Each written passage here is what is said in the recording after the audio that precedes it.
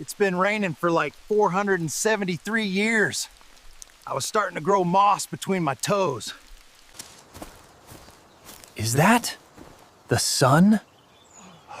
I thought that was a myth. Okay, maybe I wasn't ready for this much sun. I feel like a rotisserie cryptid. Emergency protocol. Find shade. Find cold drinks. Find Cooper's Dock Bar.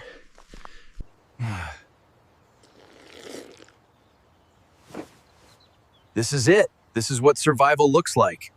Dock bar's open, lighthouse bar's open, drinks are cold, views are hot. Let's do this. Yeah, the outside bars are awesome, but if you're built like me, furry and fabulous, you'll be happy to know they've got ice-cold AC inside too. Dock's cold, drinks are open. No, wait, hot views, cold bars? Ugh. Or less fur. Is this thing on? Can they hear me through the coconut? Whatever, Dock Bar's open. Or maybe it's karaoke night.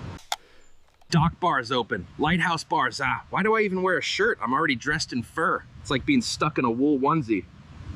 Forever.